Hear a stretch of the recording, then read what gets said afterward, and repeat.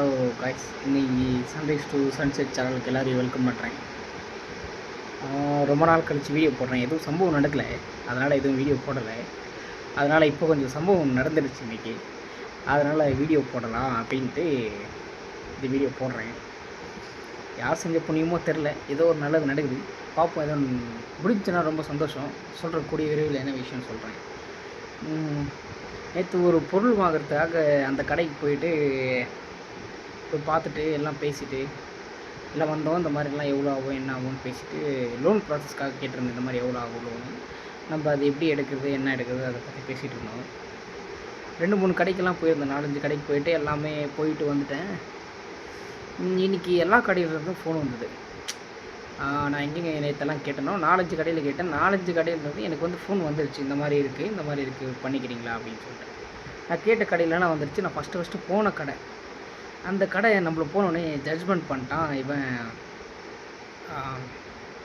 வாங்க மாட்டாங்க, ஏதோ சும்மா கேட்க தான் வந்திருக்கான் பையன், சின்ன பையன் அப்படின்னு சொல்லி நம்மளை வந்து என்ன நினச்சான்னு தெரில. ஆனால் எல்லா இதுலேயும் ஆன்சர் வந்துச்சு. எனக்கு அங்கே பேசும்போதே ஒரு மாதிரியாக இருந்தது. சரின்னு சொல்லிட்டு நான் வெளியே வந்துட்டேன். மேலே கீழே பார்த்தாரு அவர், என்ன மேலே கீழே பார்த்தாரு. சரி ஓகே நடக்கட்டும் அப்படின்னு சொல்லிட்டு நம்ம விட்டுட்டு இன்றைக்கெல்லாம் கொஞ்சம் அப்படியே கொஞ்சம் ஒர்க்கு அது இதெல்லாம் பார்த்துட்டு கொஞ்சம் அப்படியே இருந்தாங்க. ஒரு ஈவினிங் ஒரு 7 o'clock நம்ம எங்கள் மாமா கிட்டேருந்து ஃபோன் வருது. நாளைக்கு ஒரு கடை ஒன்று ஓப்பன் இருக்குடா, நாளைக்கு ஒரு 9 மணிக்கு வந்துரு, போயிட்டு வரலாம் வா நீ அப்படின்னு சொன்னார். வசூலில் தான் அந்த கடை, வா போகலாம் அப்படின்னாரு. நான் வாட்ஸ்அப்பில் அனுப்பிச்சிருக்கேன் டீட்டெயில்ஸு, பார்த்துட்டு லொக்கேஷன் பார்த்து வந்தது அப்படின்னாரு. சரி ஓகே அப்படி தான் போகலான்னு சொல்லிட்டு நானும் சொல்லிட்டேன் ஒரு 9 o'clock வந்துடுறேன். பூஜை ஓப்பன் போடுறாங்க அந்த கடைக்கு. போய் ஓப்பன் பண்ணி பார்த்தா நான் எந்த கடையில் என்னை ஜட்ஜ் பண்ணானோ அந்த கடைக்கு தான் நாளைக்கு பூஜை போட போகிறாங்க.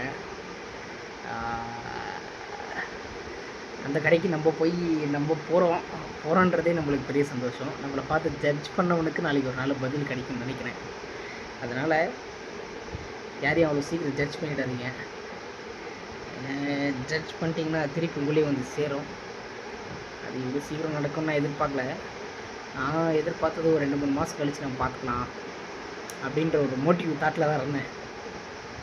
சரி 2 நாள் கூட ஆகலை முழுசா, அதுக்குள்ளே இன்னும் முடிவு எடுத்தாச்சு, முடிச்சிடுறதா.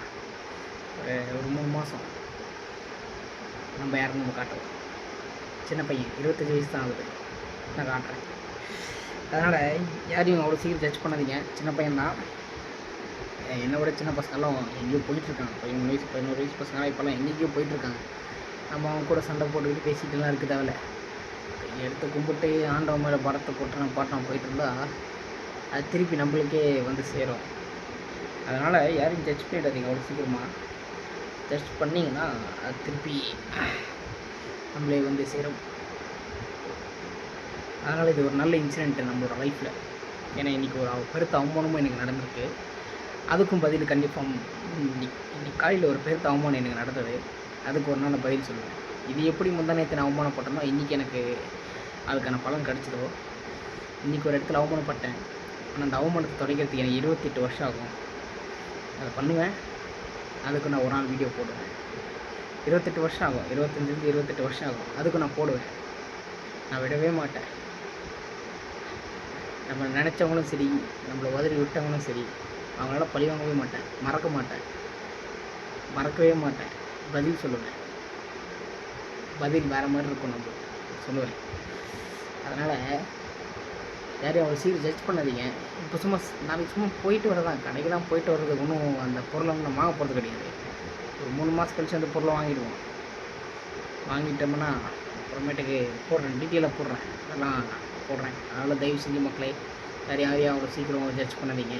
உங்களால் முடிஞ்ச வரைக்கும் நம்மளுக்கு பழி வாங்குற மாதிரி உங்களுக்கு தெரிஞ்சாலும் சரி, அவனுக்கு நல்லது பண்ணிவிட்டு போங்க. மேலே ஆண்டவர் இருக்கான், ஏதோ நம்மளுக்கு பண்ணுவான். சரி, இது நம்மளுக்கு ஒரு முக்கியமான ஒரு இது. பட்ட அவமானத்துக்கு பலன் கிடைச்சது இந்த நேரத்து. இன்றைக்கி பட்டதுக்கு அவமானம், இன்றைக்கி ஒரு அவமானப்பட்டேன், ஆனால் அதுக்கு பலன் எனக்கு கிடைக்கிறது ரொம்ப நல்லாயிருக்கும். அதனால் எல்லாத்துக்கும் என்னை சீக்கிரமாக ஜட்ஜ் பண்ணுங்கள். நீங்கள் தோத்துறாமல் என்னை ஜட்ஜ் பண்ணுங்கள். நான் மேலே வர்றப்ப என் கொடி பறக்காது, என்னை கீழே தள்ளி விட்ட 10 பேர் கொடியும் பறக்கும். அது எப்படி பறக்குன்றது மேலே அண்ணாந்த பார்த்தா தான் தெரியும். அதனால் என்னை சுற்றியுள்ள மக்களுக்கும் என்னை அரவணைத்துக் கொள்ளும் மக்களுக்கும் மிக்க நன்றி. அதனால் நம்ம சேனல் எத்தனை பேர் பார்க்குறீங்க, என்ன பார்க்குறீங்கன்னா நம்மளுக்கு தெரில. இது இன்கம் சோர்ஸ்க்காக பண்ணுறதெல்லாம் கிடையாது. இந்த வீடியோ எதுக்குன்னா, ஒரு கட்டத்தில் எவ்வளோ கஷ்டப்படுறேன், எவ்வளோ சந்தோஷப்படுறேன்றது ஒரு டாக்குமெண்ட்ரி மாதிரி எடுத்து வைக்க போகிறேன், அவ்வளோதான். இது யூடியூப்பில் போட்டு நான் ஒரு 10 ரூபா சம்பாதிக்கிறேன், 5 ரூபா சம்பாதிக்கிறேன் கிடையாது.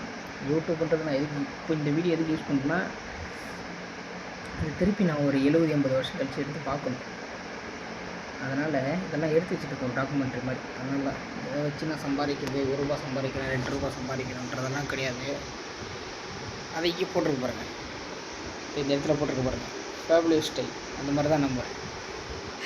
அதனால் நம்மளை ஜட்ஜ் பண்ணுங்கள், தப்பு பண்ணுறப்ப நம்மளை ஜட்ஜ் பண்ணுங்கள், சரியாக இருக்கிறப்ப ஜட்ஜ் பண்ணாதீங்க. தப்பாக இருந்தால் சொல்லுங்கள், நம்மளே மாற்றிப்போம். அது வந்து என் இயல்பு, நம்மளோட இயல்புங்க, மனிதனோட இயல்பு என்னென்னா, தப்பு பண்ணிட்டா மன்னிப்பு கேட்டுட்டு அடுத்த நிமிஷம் அதை மறந்துட்டு போகிறது தான். நம்மளை அவமானப்படுத்துகிறவங்க முன்னாடி வந்து எந்திரிச்சு நிற்கணும். அது எப்படி நிற்கணும்னா, சைலண்ட்டாக பொறுமையாக இருக்கணும். நம்ம சொல்கிறதெல்லாம் சொல்லிடணும், நம்மளோட பதில் வந்து வேறு மாதிரி இருக்கணும். அதனால் நாறுகிற மக்களே, சன்ரைஸ் டு சன்செட் சேனல் மக்களே, உங்களால் முடிஞ்ச வரை 10 பேருக்கு உதவி பண்ணுங்கள், யாருக்கும் துரோகம் பண்ணாதீங்க. அவன் நம்மளுக்கு பண்ணாலும் ஆண்டவன் கணக்குன்னு விட்டுருங்க, அவன் பார்த்துப்பான், நம்ம கண்ணு முன்னாடியே பண்ணி தந்துடுவான். அதனால் இன்றைக்கி ஒரு நல்ல இன்சிடெண்ட்டு, நல்ல சந்தோஷமான நாள். முந்தா நேற்று பட்ட அவமானம் இன்றைக்கி பலன் கிடச்சிது. இன்றைக்கி பட்ட அவமானுக்கு எத்தனை வருஷம் கழிச்சு கிடைக்கும் போது நான் ஆண்டவன் கையில் தான் இருக்குது. அதையும் கொடுத்துருவான். நம்மளுக்கு இல்லாத என்ன இருக்குது?